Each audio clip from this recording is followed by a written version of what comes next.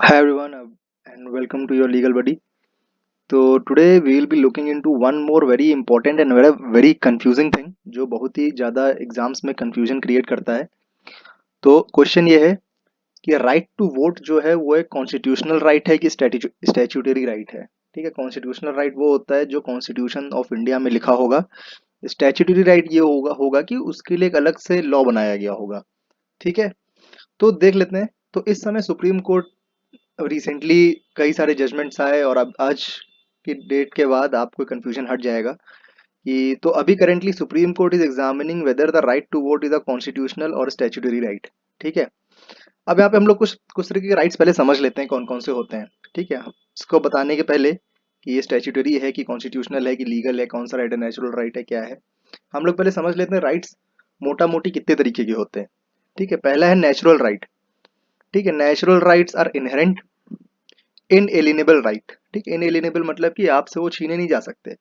ठीक है, example life, liberty, इन सब के जो आपके पास राइट्स हैं, all these are natural rights. ठीक, फंडामेंटल राइट क्या होते हैं? एवरीबडी नोज फंडामेंटल राइट क्या होती है. पार्ट 3 ऑफ कॉन्स्टिट्यूशन में जो जो राइट्स मेंशन्ड हैं, all these are fundamental rights.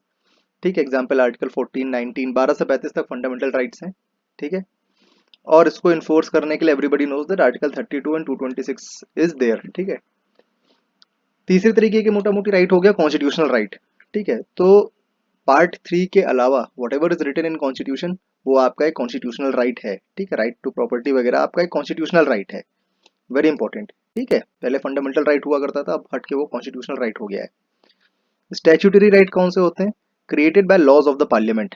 ठीक है, पार्लियामेंट द्वारा कोई लॉज पास करे गए होंगे, उनके तहत अगर कोई लॉ बनाया गया है तो that is a statutory right. ठीक है, अब आगे देखते हैं क्या कहता है. आर्टिकल 326 क्या कहता है? What does it say? It says universal adult suffrage to all citizens above 18 years without discrimination. ठीक है, यूनिवर्सल अडल्ट सफरेज मतलब अगर आप 18 साल के हैं तो आपके पास पूरा अधिकार है कि आप वोट डालने जाके. ठीक है, ये आर्टिकल 326 में लिखा है. कुछ और प्रोविजन समझ लेते हैं जो वोटिंग राइट्स से रिलेटेड है. रिप्रेजेंटेशन ऑफ पीपल एक्ट 1950 क्या कहता है कि उसका सेक्शन 16 रेलेवेंट है. सेक्शन 16 क्या कहता है? It disqualifies non citizens from electoral rolls. अगर आप भारत के सिटीजन नहीं है तो आपको वोट डालने को नहीं मिलेगा. ये section 16 of representation of peoples act कहता है. ठीक है, this is the first very important point. Representation of people act का सेक्शन 62 क्या कहता है? क्या कहता है? Right to vote available only if name is in electoral roll and not disqualified.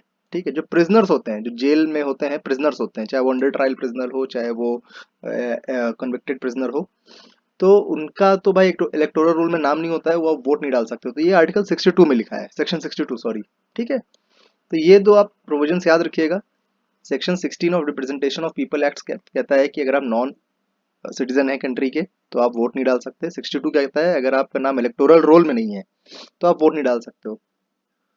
कुछ जजमेंट आए थे जिसमें ये कंफ्यूजन थोड़ा सा क्रिएट हुआ कि ये जो राइट ये जो हमारा वोटिंग राइट होता है ये कॉन्स्टिट्यूशनल है कि स्टैट्यूटरी राइट है. तो पहली बार ये डिसाइड हुआ था एनपी पुन्नु स्वामी जजमेंट 1952 का जजमेंट है, उसने कहा कि स्टैट्यूटरी राइट है. ठीक है, उसके बाद ज्योति बासु का एक जजमेंट आया 1982 में, उसने कहा कि voting is not a fundamental right. ठीक है, इसने ये नहीं कहा कि स्टैट्यूटरी है कि नहीं, उसने कहा कि ये फंडामेंटल राइट तो फिलहाल नहीं है. ठीक, पीयूसीएल का जजमेंट 2003 में आया, उसने कहा कि ये कॉन्स्टिट्यूशनल राइट है. कुलदीप नायर का 2006 में आया, उसने कहा स्टैट्यूटरी राइट है. राजबाला का 2015 का रीसेंट जजमेंट है, उसने कहा कि कॉन्स्टिट्यूशनल राइट है. अभी का current status Anoop Barnwala judgment 2023 का है, उसमें कहा गया कि voting is a statutory right. ठीक, और उसमें justice honourable justice Ajay Rastogi ji ने डिसेंट दिया था. डिसेंट का मतलब ये होता है कि मेजोरिटी से हट के उन्होंने अपना ओपिनियन दिया. उन्होंने ये कहा कि voting is an expression under article 19(1)(a. एक तरीके से उसने वोटिंग राइट्स को फंडामेंटल राइट्स बताया. ठीक है, तो इस चीज को ध्यान रखना है. फिलहाल करंट स्टेटस ये है कि वोटिंग राइट हमारे जो है वो स्टैट्यूटरी राइट है. ठीक है, और ऑनरेबल जस्टिस अजय रस्तोगी जी ने इसका डिसेंट दिया, उन्होंने कहा कि ये फंडामेंटल राइट है because it is inherent in article 19 sub clause A, sub clause 1 sub clause A. ठीक है, कुछ यूपीएससी के प्रीलिम्स बेस्ड क्वेश्चंस देख लेते हैं। Which article of Indian constitution guarantees the right to vote to citizens? Everybody knows 326, अभी हम लोगों ने डिस्कस करा। Which of the following correctly categorises the right to vote in India? तो अभी का स्टेटस स्टैट्यूटरी राइट है, कोई रिसेंट जजमेंट आता है तो मैं आपको बता दूंगा।